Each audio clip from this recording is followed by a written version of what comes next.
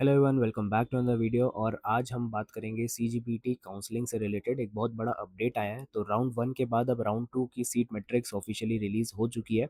तो अगर आप काउंसलिंग में पार्टिसिपेट कर रहे हो तो ये वीडियो एंड तक ज़रूर देखना, क्योंकि आज मैं आपको बताऊंगा सीट मैट्रिक्स में क्या क्या चेंजेस आए हैं, राउंड वन के बाद कितनी सीट्स बची हैं और आपको चॉइस फिलिंग कैसे करनी चाहिए।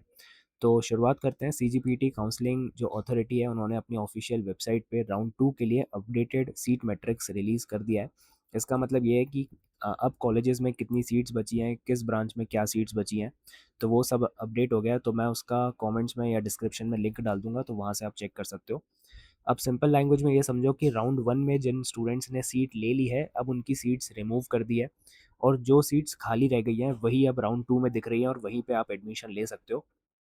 मतलब अब आपको जो अवेलेबल सीट्स हैं और एक्चुअल कंपटीशन है उसका एक आइडिया मिल जाएगा कि आपको क्या चॉइस फिलिंग करनी है। तो अब बात करते हैं कि आपको सीट मैट्रिक्स को कैसे समझना है। उसमें क्या होगा, आपका कॉलेज का नाम दिख रहा होगा, मतलब बहुत सारे कॉलेजेस होंगे, उनके नाम दिख रहे होंगे। उसमें कोर्स और ब्रांच लिखी होंगी कि आपको कौन सा चाहिए होगा, और कैटेगरी वाइज सीट्स होंगी, मतलब जनरल, ओबीसी, एससी, एसटी के लिए सबके लिए अलग अलग नंबर ऑफ सीट्स लिखी होंगी, और टोटल अवेलेबल सीट्स होंगी, मतलब इस कॉलेज में इस ब्रांच में कितनी सीट्स बची हैं, तो वो सारी चीज़ें आपको दिखी रहेंगी। तो राउंड वन के बाद अब पॉपुलर जो ब्रांचेस हैं, वो जैसे सीएसई हो गई, आईटी हो गई, या उनकी जो स्पेशलाइजेशन हो गई, तो उसमें सीट्स काफ़ी कम हो जाती हैं। लेकिन कुछ ब्रांचेस में अभी भी सीट्स अवेलेबल दिख रही हैं मुझे।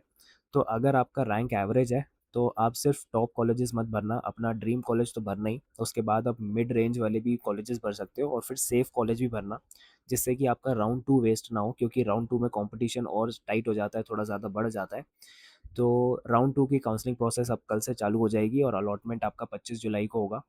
तो बिल्कुल टाइम वेस्ट मत करो, अपना एक ऑर्डर बना लो कि आपको क्या चाहिए, और उसके बाद कल आप भर सकते हो, कल के बाद। और सीट मैट्रिक्स आप चेक कर सकते हो, उसके बाद ही चॉइस फिलिंग करना, थोड़ा सा अपना हिसाब से एक चॉइस फिलिंग का ऑर्डर बनाना। और प्रीवियस ईयर का कट ऑफ भी ज़रूर एनालाइज करना कि आपको क्या मिल सकता है, क्या नहीं मिल सकता। और मैक्सिमम ऑप्शंस फिल करने की कोशिश करना, मतलब ये भी रखना कि जो आपको नहीं चाहिए, क्योंकि अगर आपका चॉइसेस ख़त्म हो गए और उनकी प्रेफरेंस आपको अलॉट नहीं हुआ है, तो आपका राउंड टू फिर से वेस्ट हो जाएगा, और फिर आपको सीएलसी या फिर आपको मॉप अप राउंड में जाना पड़ेगा आगे। तो लॉक भी कर देना बाद में।